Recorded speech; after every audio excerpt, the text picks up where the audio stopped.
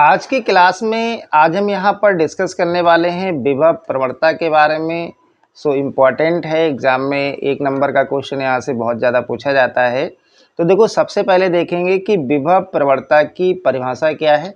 तो यहाँ पर हमने बहुत ही सरल शब्दों में लिख रखा है कि दूरी के साथ विभव वृद्धि की दर को विभव प्रवणता कहते हैं। आप बहुत आसानी से इसको याद कर सकते हो कि दूरी के साथ विभव वृद्धि की दर को विभव प्रवणता कहते हैं। ठीक है, फार्मूला क्या हो जाएगा? विभव प्रवणता बराबर होता है delta B upon delta X. अब देखो, यहाँ ये फार्मूला हो जाएगा।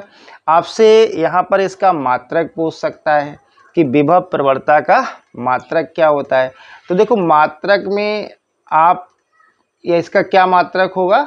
देखो, विभव का मात्रक क्या होता है बेटा? वोल्ट होता है। विभव का मात्रक वोल्ट। और यहाँ पर क्या है? देखो, डेल्टा एक्स क्या है? ये दूरी है, इसका मात्रक क्या होगा? मीटर होगा। तो आप कह सकते हो कि विभव प्रवणता का मात्रक क्या होगा? वोल्ट पर मीटर। क्या हो जाएगा? वोल्ट पर मीटर। अब देखो, इसको हम और एक्सप्लेन कर सकते हैं। कैसे? देखो, वोल्ट आपने पढ़ा है कि V इक्वल्स टू क्या होता है? W अपॉन क्यू होता है, या क्यू नॉट लिख सकते हो। और W क्या है? यहाँ पर कार्य है। कार्य का मात्रक क्या होता है? जूल।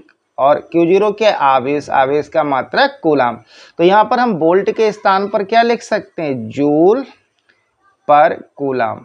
ठीक है, और इनटू में ये मीटर। तो इसका एक और मात्रक आ जाएगा, जूल पर कूलाम मीटर। ध्यान रखना, ये कूलाम मीटर है। सही है बेटा? अब देखो, अगर आप इसको और ओपन करोगे तो जूल किसका मात्रक होता है? कार्य का मात्रक होता है। अब कार्य बराबर क्या होता है? बल इंटू विस्थापन।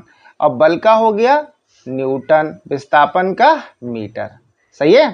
तो अगर हम जूल के स्थान पर ये वैल्यू पुट कर सकते हैं, तो यहाँ से इसका एक और मात्रक आ जाएगा, न्यूटन मीटर पर कूलाम मीटर। क्या आ जाएगा? न्यूटन मीटर पर कूलाम मीटर। अब देखो, यहाँ से मीटर कैंसिल हो जाएगा, तो इसका एक फार्मूला बन जाएगा न्यूटन पर कूलाम। क्या होगा? न्यूटन पर कूलाम। अब देखो, अब आप अगर इसको ओपन करोगे तो न्यूटन किसका होता है? बल का मात्रक होता है। अब बल बराबर होता है द्रव्यमान इंटू त्वरण।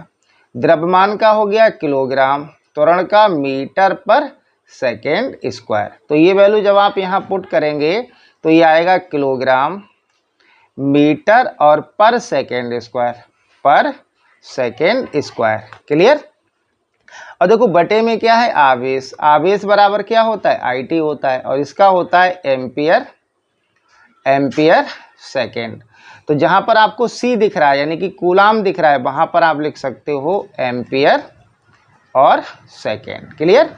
अब आप इसको लिखेंगे, देखो, किलोग्राम मीटर। अब देखो, यहाँ क्या है? Second square into second. तो ये ऊपर जाएगा तो क्या बनेगा? सेकेंड की पावर -3। और एम्पियर ऊपर जाएगा तो बेटा क्या होगा? एम्पियर की पावर -1। तो देखो, ये भी इसका मात्रक आ जाएगा। तो आप ध्यान रखना, विभव प्रवणता का मात्रक क्या होगा? एक तो होगा वोल्ट पर मीटर, एक होगा आपका जूल पर कूलाम मीटर, एक होगा आपका न्यूटन पर कूलाम, और एक मात्रक आपका निकल के आया है किलोग्राम मीटर सेकेंड -3 एम्पियर -1। और ना, ये रफली वर्क आप जरूर नोट कर लेना, क्योंकि आप जब ये करेंगे तभी आपको ये समझ में आएगा। ठीक है? अब आपसे अगर यहीं पर पूछता है कि विभव प्रवणता का विमीय सूत्र बताइए। विमीय सूत्र किसका? विभव प्रवणता का विमीय सूत्र।